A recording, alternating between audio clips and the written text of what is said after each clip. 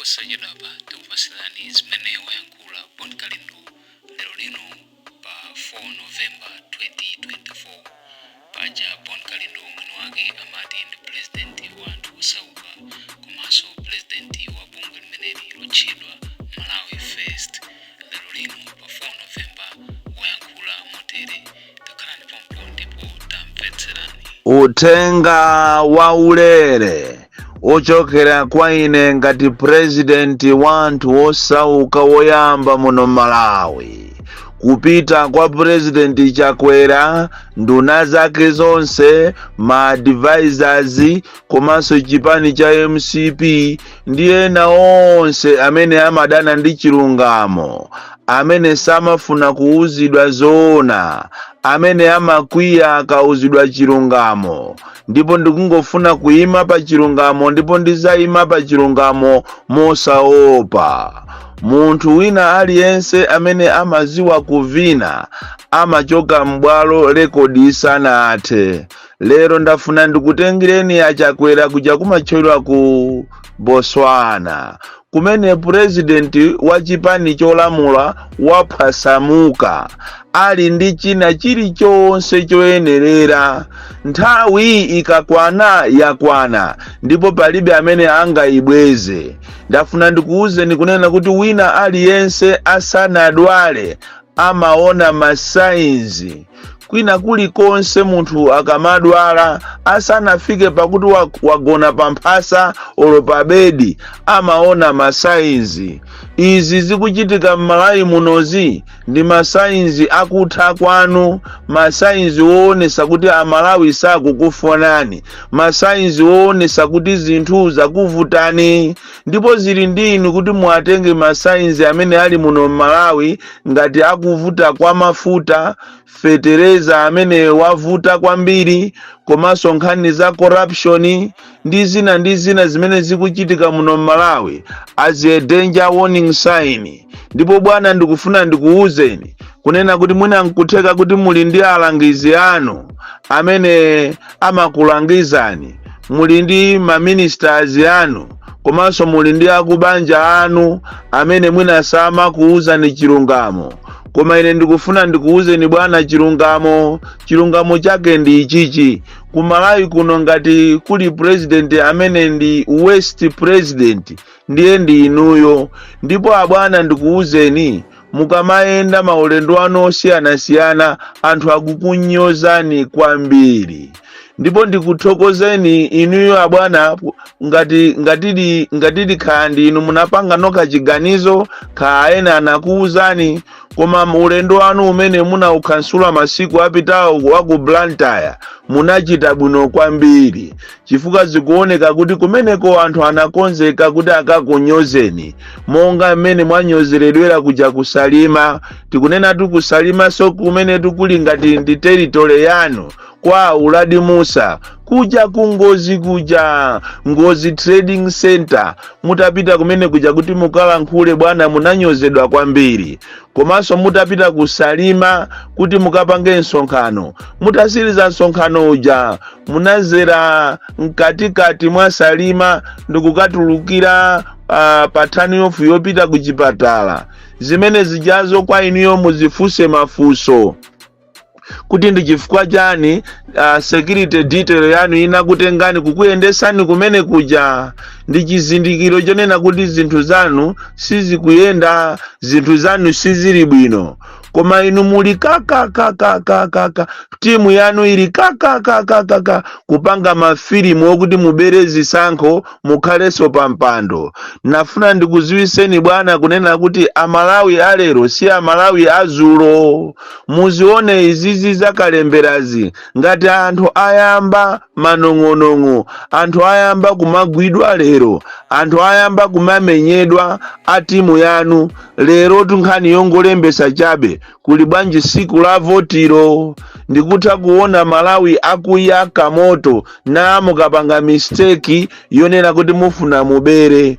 Muno Malawi munomo anthu anasukusula koopsa, ndipo zamanthaso alibe. Abwana iniyo mukanakhala wanzeru kapena mukanakhala ngati ineyo, ine ndikanangochita resign to pave way kuti anthu ena andilandire mavutowa. Komanso ndikanakhala kuti ine nali inuyo ndikanachita resign ndi cholinga kuti ndisunge dignity yanga, Amalawi azandipasebe ulemu, chifukwa pamene zafika zinthu zafika povuta kwambiri. Ngati ena amakunamiza ni kuti bwana iniyo mukuyendesa bwino ziko, amangofuna kuti mwina muziyapasa maudindo komanso kuti aziba ndalama. Ziko limene asogolero yake ndi wokuba, masaizi yake ndi amene wawa. Ziko limene anthu ake sakuyendesa bwino ziko, amapanga zinthu zokakamira pampando. Lero mukanamulangiza uyu mzimayi wa Electoral Commission kunena kuti asamalitenge ziko lino ngati ndila amayi wake. Mukanamulangiza kunena kuti chisankho ichichi ndi cha Malawi si cha MCP. Chisankho ichi ndi cha zipani zonse, ndipo anayenera kuti achite create a conducive environment.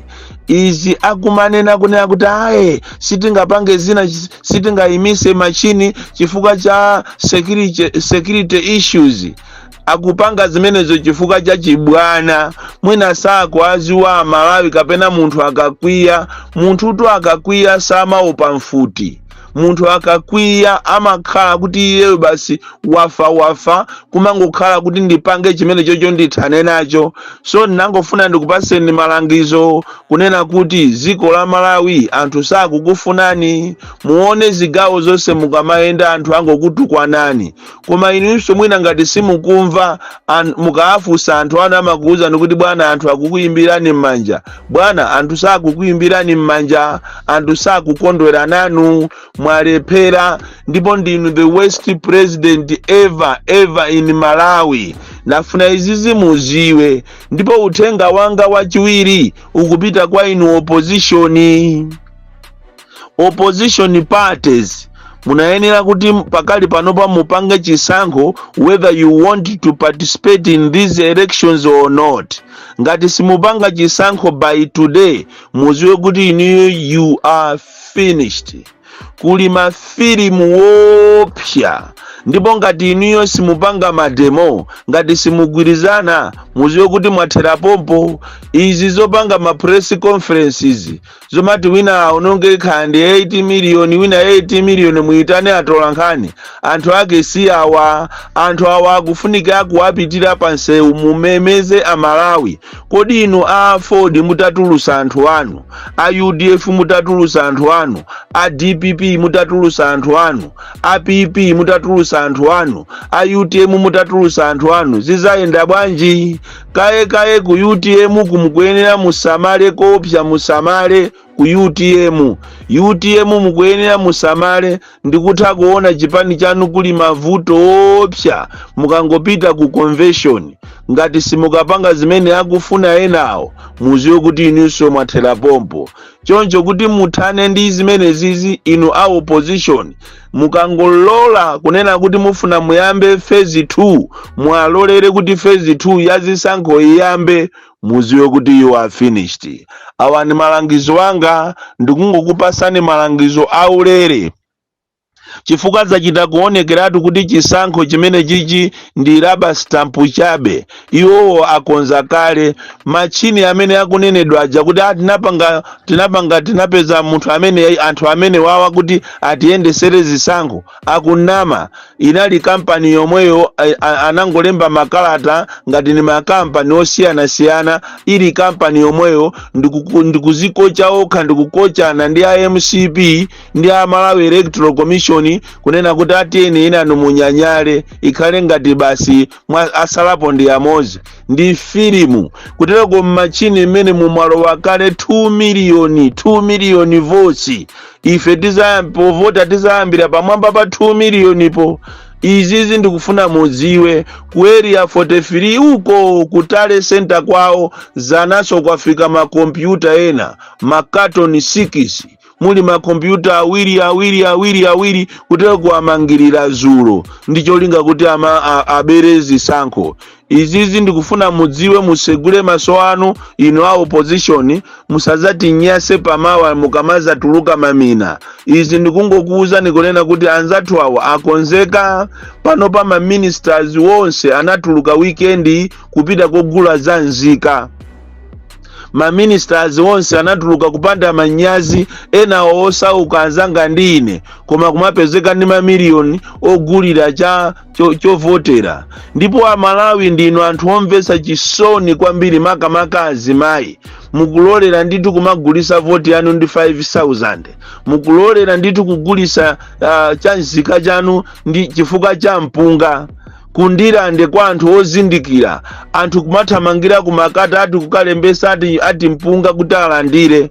M'mizi mutu mwabwera anthu osiyanasiyana, ena akupereka mafoni komanso ati azikupasa 900,000 pa mwezi.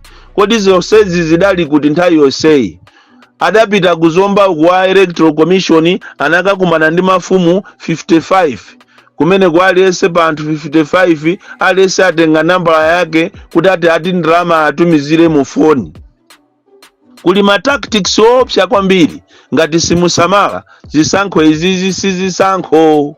Iyi ndi ceremonial, akungofuna aonese ngati apanga zisankho koma ali mafilimu. Ndafuna ndikuchenjezeni kwambiri, ngati ino a opposition wiki inoyo muti mulolere manyaka ndikuwalola anthu amene wawa kuti ayambe phase 2, phase 1 musanasirizane, muziwe kuti mukhumudwisa Amalawi kwambiri. Ndipo ifeso amabungwe sitilola, tilowa pansewu makamaka nzimayi uyuyu achoke. Nzimayi uyu ngati sachoka, uyuso wako NRB ngati sachoka, zisankho izi siziyenda bwino. Muno Malawi muyenda mwazi, anthu ndi okwiya kwambiri. Ndipo akanakhala ena anthu anzeru mukanachita resign, koma unfortunately kuno ku Malawi anthu samachita resign. Olo ataenda maliseche ndikuzumidwa sangachite resign, chifukwa kusachita resign ko akuteteza kuba kwawo. Chifukwa ngati kuli anthu amene aba m'Malawi muno maboma onse ndiye amene wa MCP, kundiye kuli kumangidwa maloji, ndiye kuli kumangidwa mahotelo, ena azisegulidwa angolembapo zikwangwani kunena kuti opening soon. Komatu akuluakulu otuzana alipo, koma MCP ndi anthu opsa kwambiri, ndipo akonzeka kupanga china chilichonse kuti aloweso mboma. Koma Amalawi sakukufunani. Born Kalindo, the DC, mwana wopsa kwambiri, the most deadly and dangerous child from Jeza village, tiye Mabuka, box 76, Mulanje, Malawi, Southern Africa.